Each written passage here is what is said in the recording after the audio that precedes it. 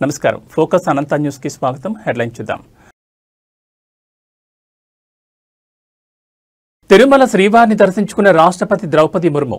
వేద పండితుల ఆశీర్వచనం స్వీకరించిన రాష్ట్రపతి.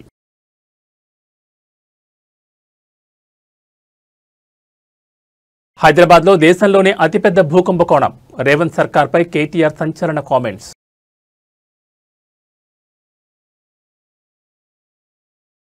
అన్నపూర్ణ రామానాయుడు స్టూడియోలకు జీహెచ్ఎంసీ నోటీసులు. ట్రేడ్ లైసెన్స్ ఫీజులో భారీ వ్యత్యాసాన్ని గుర్తించిన జీహెచ్ఎంసీ.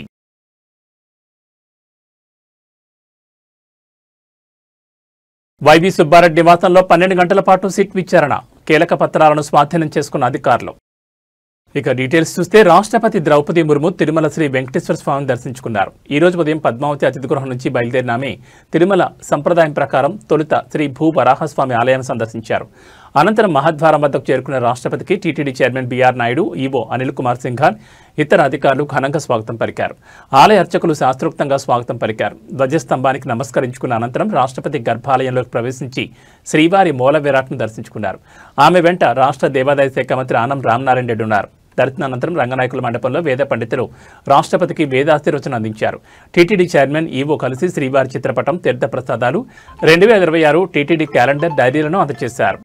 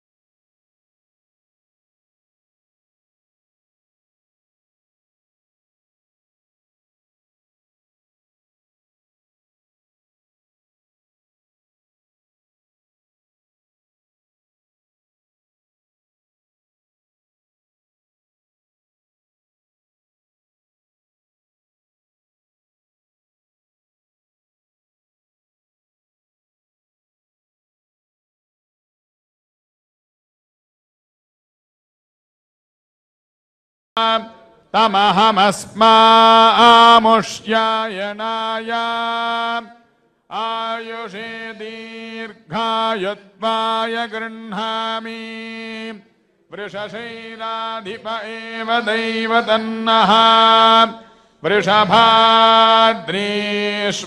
ఏవ దైవతన్నః శైలాధిప ఏవ దైవతన్నః భగవాన్ వెంకట ఏవ దైవతన్నః శ్రీ శ్రీనివాస పరదైవతన్నః శ్రీ శ్రీనివాస పరమన్ధనన్నః Sri Srinivasa కులదైవ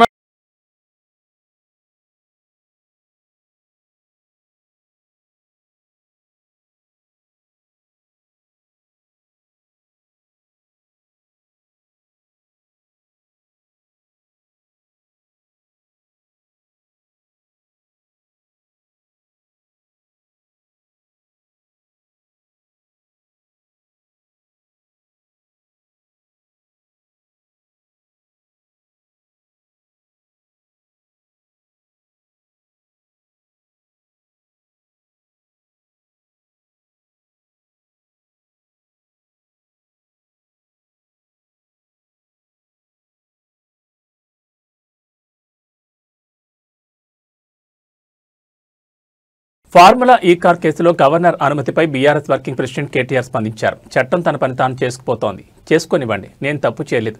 lie detector test కూడా నేను రెడీ అయ్యా. ఇంతకు మించి చెప్పేదేం లేదు. అయినా సీఎం రేవంత్ రెడ్డి నన్ను అరెస్ట్ చేసే ధైర్యం చేయడం అంటూ కేటీఆర్ వ్యాఖ్యానించారు. ఎక్కడ ప్రభుత్వ భూములున్నా రేవంత్ ముఠా వాలిపోతుందని కేటీఆర్ తీవ్రస్థాయిలో ఆరోపణలు చేశారు. భారతదేశంలోనే అతిపెద్ద భూ కుంభకోణం హైదరాబాద్లో జరుగుతోందని అన్నారు. సుమారు 9,292 ఎకరాల ప్రభుత్వ భూమిని తన వర్గీయులకు సీఎం రేవంత్ రెడ్డి కట్టబెట్టాలని చూస్తున్నారు. బాలానగర్, కూకట్పల్లి, చీడిమెట్ల, నాచారంలోని పారిశ్రామిక వాడల్లో భారీ మొత్తంలో ప్రభుత్వ భూములను కొట్టేసే ప్రయత్నం చేస్తున్నారు. ఎకరానికి 40 కోట్లు వేసుకున్న 4 లక్షల కోట్ల కుంభకోణం. మూసీ ప్రాజెక్టు పేరుతో మరో కుంభకోణానికి తెరలేపారు. భూములు ఎక్కడ చేతులు మారినా రేవంత్ రెడ్డికి కప్పం కట్టాల్సిందే. బీజేపీకి చిత్తశుద్ధి ఉంటే భూ కుంభకోణాలను అడ్డుకోవాలి. మేము అధికారంలోకి రాగానే భూ కుంభకోణాలపై విచారణ చేయిస్తామని రేవంత్ అన్నారని ఆరోపించారు. 9,292 ఎకరాల పారిశ్రామిక భూముల మీద కన్నేసి రేవంత్ రెడ్డి గారు ఆయన ప్రభుత్వం ఇవాళ Hyderabad industrial lands transformation policy అనే పేరిట భూములను కొల్లగొట్టే కుంభకోణానికి తెరలేపిండు. ఇక్కడ సింపుల్గా నేను చెప్పే లెక్క మళ్ళొకసారి అర్థం చేసుకోండి. ఈ 9,292 ఎకరాలు మొత్తం కూడా ప్రభుత్వ భూమి. ప్రభుత్వం పారిశ్రామికవేత్తలకు మీరు పరిశ్రమ పెట్టండి అని ఇచ్చిన భూమి. అడ్డికి పావు షేరు అంటే కానీ ఇవాళ ఎంత పెద్ద భూ కుంభకోణం అంటే ఇవాళ రేవంత్ రెడ్డి ప్రభుత్వం తెరలేపింది సామాన్యమైన భూ కుంభకోణం కాదు. ఒకటి కాదు, రెండు కాదు. హైదరాబాద్లో చాలా చాలా పెద్ద ఎత్తున మన దగ్గర పారిశ్రామిక వాడలు ఉన్నాయి. ఉదాహరణకి హైదరాబాద్ నడిబొడ్డున అజామాబాద్ ఇండస్ట్రియల్ ఏరియా ఉంటుంది. పక్కనే బాలానగర్, కుకట్పల్లి, జీడిమెట్ల, నాచారం, మల్లాపూర్, ఇంకా చాలా ఉన్నాయి. చుట్టూ పారిశ్రామిక వాడలు హైదరాబాద్లో ఓఆర్ఆర్ లోపల బోలెడు ఉన్నాయి. ఎక్కడ కూడా ఇవాళ మార్కెట్లో మీరు చూసినట్టయితే అక్కడ ఎకరం 40-50 కోట్లకు తక్కువ ఎక్కడ ఉండదు. గజాల లెక్కనే ఉంది, ఎకరం లెక్క కూడా లేదు. గజాల చొప్పున 2 లక్షలు, 1,00,000-1,50,000 గజానికి ఈ స్థాయిలోనే ఉంటుంది. ఇవాళ అట్లాంటి భూముల్లో రేవంత్ ఈ 9,292 ఎకరాలు వీళ్ళు ఏం చేస్తారట అంటే, మా గవర్నమెంట్లో మేమున్నప్పుడేమో 100% SRO రేట్ చెల్లించాలా ఒరిజినల్ అలాటీ చేతిలో ఉంటే, ఒరిజినల్ అలాటీ చేతిలో కాకుండా ఇంకోరి చేతికి పోతే 200% అని పెడితే, రేవంత్ రెడ్డి ఏమంటున్నాడు, కేవలం అప్లికేషన్ పెట్టుకుంటే వారం రోజులనే పర్మిషన్ ఇస్తారట. ఏది టీఎస్ ఐపాస్ లెక్క. అర్జెంటుగా డబ్బులు కావాలి కాబట్టి, అర్జెంటుగా లూట్ చేయాలి కాబట్టి వారం రోజుల్లో పర్మిషన్, మరొక వారం రోజుల్లో స్పెషల్ సిఎస్ ఆధ్వర్యంలో కమిటీ అప్రూవల్, మరొక వారం రోజుల్లో ఫీజు డిమాండ్ నోటీస్, 45 రోజుల్లో మొత్తం ప్రక్రియ పూర్తి. అన్నింటికి మించిన హైలైట్ ఏంటంటే 100%, 200% నిబంధన మనం పెడితే మన కేసీఆర్ గవర్నమెంట్లో 30% కడితే చాలంట. ఎంత హైలైట్ అంటే 30% చాలంటే, ఏది 30% SRO విలువ. ఉదాహరణకి మీకు ఎగ్జాంపుల్ చెప్తాను. అజామాబాద్లో ప్రస్తుతం SRO విలువ, SRO వాల్యుయేషన్ 32,000 రూపాయలు ఉంది. కానీ అక్కడ మార్కెట్లో 1,50,000 ఉంటుంది. యాజ్ ఇట్ ఈస్ 5 రెట్ల తేడా ఉంటుంది. బాలానగర్లో 45,000 ఉంది, కానీ బయట మార్కెట్లో 2 లక్షలు ఉంటుంది. జీడిమెట్లలో 32,000, 12,000 నుంచి 32,000 ఉంది మార్కెట్. హైదరాబాద్లోని ప్రముఖ సినీ నిర్మాణ సంస్థలైన అన్నపూర్ణ, రామానాయుడు స్టూడియోలపై గ్రేటర్ హైదరాబాద్ మున్సిపల్ కార్పొరేషన్ అధికారులు కొరడా జులిపించారు. ట్రేడ్ లైసెన్స్ ఫీజు చెల్లింపులో భారీగా పన్ను ఎగవేతకు పాల్పడినట్లు గుర్తించి 2 స్టూడియోలకు నోటీసులు జారీ చేశారు.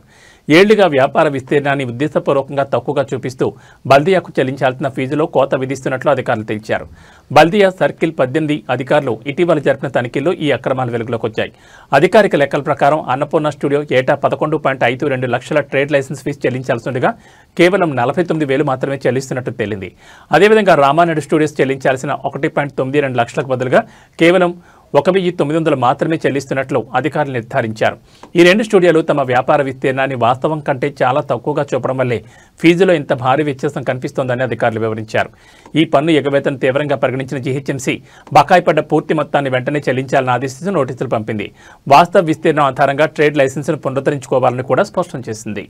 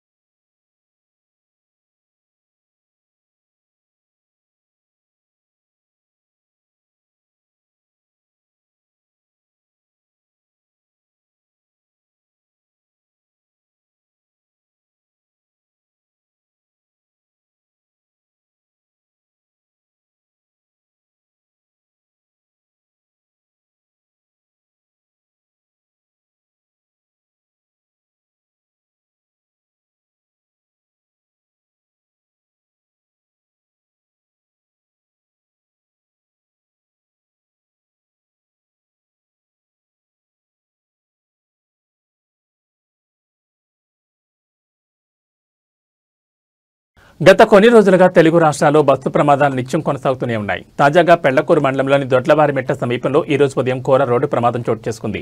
మార్నింగ్ స్టార్ ట్రావెల్స్ చెందిన ప్రైవేట్ బస్సు అదుపు తప్పి బోల్తా పడడంతో ప్రయాణికులు భయాందోళన గురయ్యారు. విజయవాడ నుంచి బెంగళూరు వెళ్తున్న ఈ బస్సు ప్రమాదానికి గురైంది. ఆ సమయంలో బస్సులో మొత్తం 21 మంది ప్రయాణికులున్నట్లు సమాచారం. వేగంగా వెళ్తున్న బస్సు అదుపు తప్పి బోల్తా పడినట్లు తెలుస్తోంది. ఈ ప్రమాదంలో 6 ప్రయాణికులు తీవ్రంగా గాయపడ్డారు. ఘటన జరిగిన వెంటనే స్థానికులు పోలీసులు అక్కడికి చేరుకుని సహాయక చర్యలు ప్రారంభించారు. గాయపడిన వారిని అంబులెన్స్ల ద్వారా నాయుడుపేట ప్రభుత్వ ఆసుపత్రికి తరలించగా వారికి ప్రస్తుతం చికిత్స కొనసాగుతోంది. ఈ ఘటనపై కేసు నమోదు చేసిన పోలీసులు దర్యాప్తు చేపట్టారు.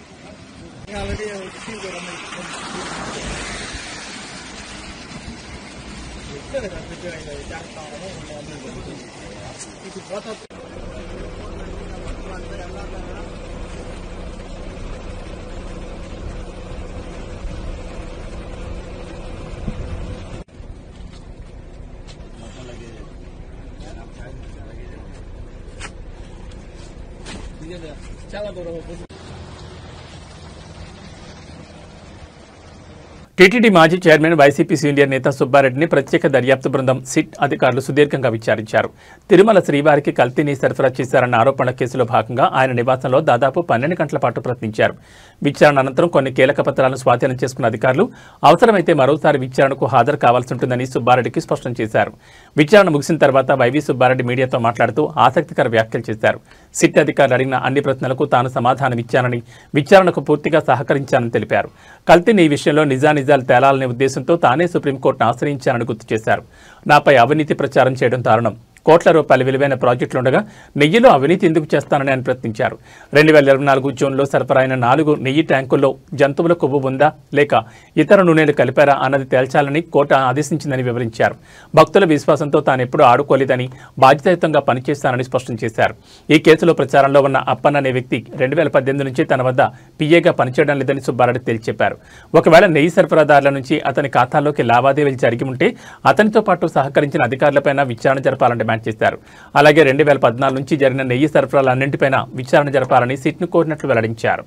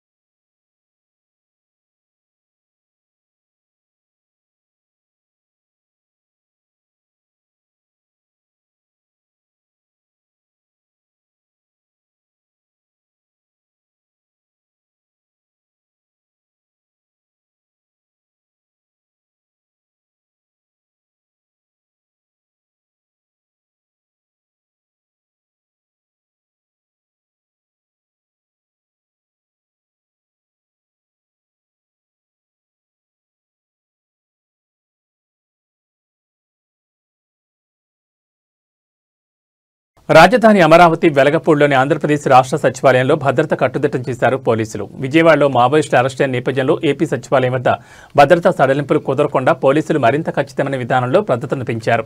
సచివాలయం మరియు పరిసర ప్రాంతాల్లో పోలీసు విభాగాలు ప్రతి వాహనాన్ని జాగ్రత్తగా తనిఖీ చేస్తున్నాయి. ఉద్యోగుల ఐడీ కార్డులు పరిశీలించిన తర్వాత మాత్రమే లోపలికి అనుమతిస్తున్నారు. ఈ భద్రత పెంపు ముఖ్యంగా మావోయిస్టులు విజయవాడ పరిసర ప్రాంతాల్లో కార్యకలాపాలు నిర్వహించారనే సమాచారం రావడం కారణంగా చేపట్టారు. కాగా అల్లూరు సీతారామరాజు జిల్లా మారేడుమిల్లి అటవీ ప్రాంతంలో వరుసగా 2 రోజుల్లో జరిగిన 2 ఎన్కౌంటర్లలో మావోయిస్టు అగ్రనేత హిడ్మా సహా కీలక నేతలు ప్రాణాలు కోల్పోయిన విషయం తెలిసిందే. మరోవైపు రాష్ట్రంలో పలు ప్రాంతాల్లో నిర్వహించిన సోదాల్లో 50 మందికి పైగా మావోయిస్టులను పోలీసులు అరెస్ట్ చేశారు. అయితే విజయవాడలో పెద్ద సంఖ్యలో మావోయిస్టులు పట్టుబడిన నేపథ్యంలో అప్రమత్తమైన పోలీసులు సచివాలయం దగ్గర భారీ భద్రతను ఏర్పాటు చేశారు.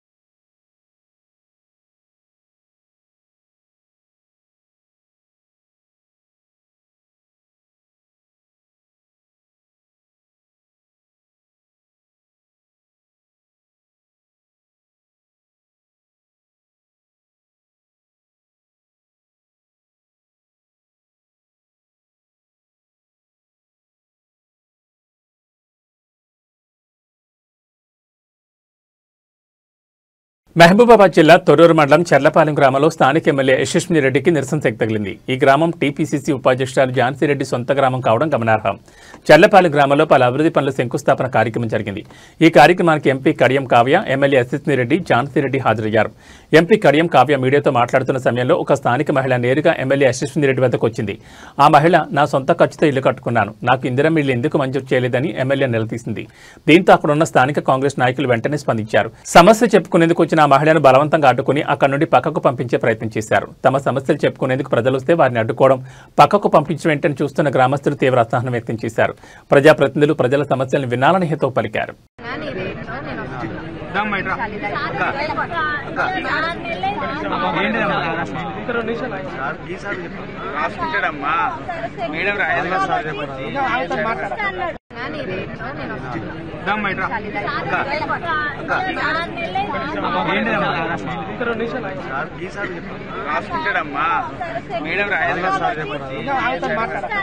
ఐబొమ్మ రవి కేసులో 2వ రోజు విచారణ కొనసాగుతోంది. 2వ రోజు విచారణలో భాగంగా ఎస్బీఐ టెక్నికల్ టీంను సైబర్ క్రైమ్ పోలీసులు పిలిచారు. ఎస్బీఐ టర్మ్ లైఫ్ ఇన్సూరెన్స్ పోర్టల్కు ఐబొమ్మను లింక్ చేశారు. దీంతో ఐబొమ్మకు సంబంధించిన బప్పం టీవీలో లింక్ కాపీ చేసి ఎస్బీఐ టర్మ్ లైఫ్ ఇన్సూరెన్స్ పోర్టల్లో పేస్ట్ చేస్తూ సినిమాలు చూస్తున్నారు. దీనికి సంబంధించి పలు వీడియోలు కూడా సోషల్ మీడియాలో వైరల్ అవుతున్నాయి. ఈ నేపథ్యంలోని ఎస్బీఐ టెక్నికల్ టీం నుండి పోలీసులు వివరాలు సేకరిస్తున్నారు. పోర్టల్ నుండి ఐబొమ్మ లింక్ తొలగించే అంశంపై టెక్నికల్ సపోర్ట్ను పోలీసులు పరిశీలిస్తున్నారు. ఇదిలా ఉంటే పైరసీ సినిమాల వెబ్సైట్ను ఎస్బీఐ పోర్టల్లోనే లింక్ చేయడం ఆందోళన కలిగిస్తోంది. అసలు ఎవరు ఊహించిన విధంగా ఏకంగా బ్యాంక్ వెబ్సైట్నే హ్యాక్ చేసి దానికి లింక్ చేయడం అందరినీ ఆశ్చర్యానికి గురిచేస్తోంది. రవి పోలీసుల అదుపులో ఉన్న సమయంలోనే ఇలా జరగడంతో రవి వెనక ఎవరెవరున్నారు, ఐబొమ్మను ఎవరు ఆపరేట్ చేస్తున్నారంటూ పలు ప్రశ్నలు వినిపిస్తున్నాయి. మరోవైపు ఐబొమ్మ 1 అంటూ ఇతర పేర్లతోనూ కొత్త వెబ్సైట్లు దర్శనమిస్తున్నాయి.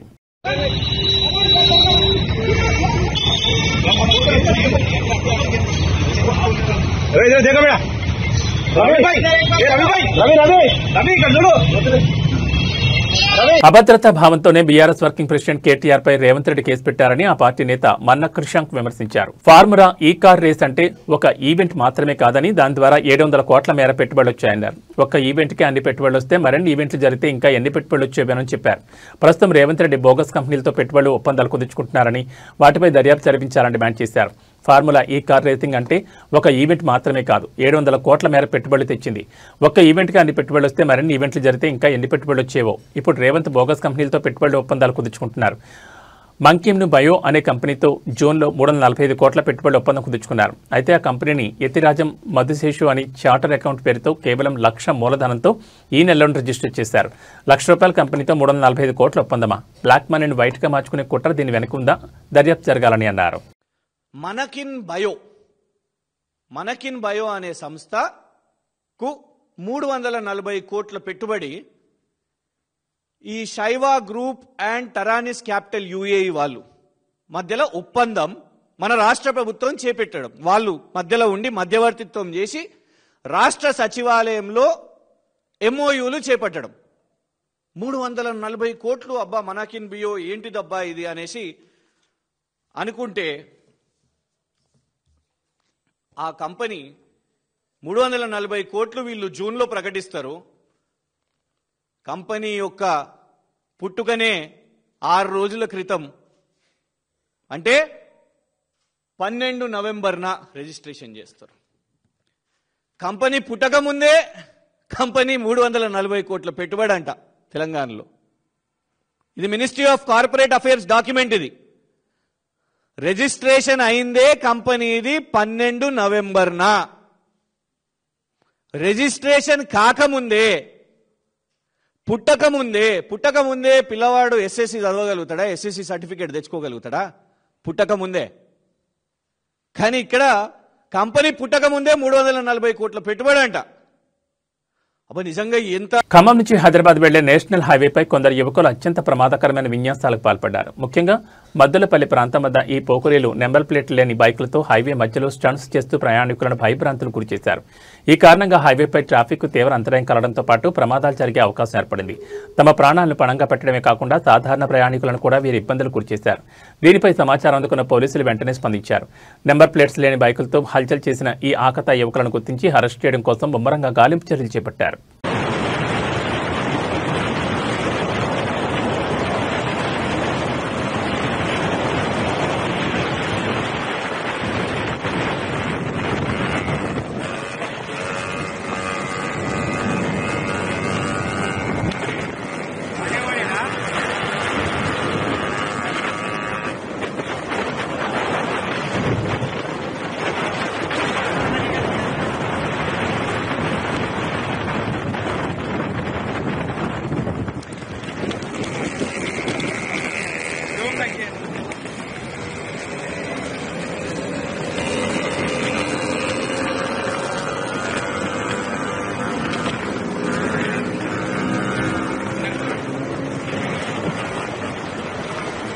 దక్షిణాఫ్రికాతో జరగనున్న రెండో టెస్టుకు ముందు టీమిండియాకు గట్టి ఎదురుదెబ్బ తగిలింది. కెప్టెన్ శుభ్మన్ గిల్ మెడ నొప్పి కారణంగా ఈ మ్యాచ్కు దూరమయ్యాడు. దీంతో శుక్రవారం అతన్ని జట్టు నుంచి విడుదల చేస్తున్నట్లు బీసీసీఐ ప్రకటించింది.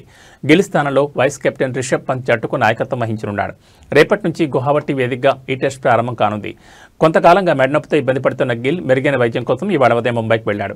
అక్కడ స్పెషలిస్టును సంప్రదించి గాయంపై పూర్తి స్థాయిలో చికిత్స తీసుకోనున్నాడు. కోల్కతాలో జరిగిన తొలి టెస్ట్ తొలి ఇన్నింగ్స్లో కేవలం 3 బంతులు ఆడిన తర్వాత గిల్ రిటైర్డ్ హర్ట్గా వెనుదిరిగిన విషయం తెలిసిందే. ఆ మ్యాచ్లో భారత్ 30 పరుగుల తేడాతో ఓటమి పాలైంది. గిల్ గైర్హాజరీతో భారత్ జట్టు కూర్పుపై ఆసక్తి నెలకొంది. ఇప్పటికే తుది జట్టులో ఎక్కువ మంది ఎడమ చేతి వాటం బ్యాటర్లుండడం జట్టుకు సమస్యగా మారింది. గిల్ స్థానంలో జట్టులోకి వచ్చే రేసులో ఉన్న సాయి సుదర్శన్, దేవదత్ పడక్కిల్ కూడా ఎడమ చేతి వాటం ఆటగాళ్లే. ఈ నేపథ్యంలో సాయి సుదర్శన్కు ఓపెనర్గా అవకాశం దక్కొచ్చని తెలుస్తోంది.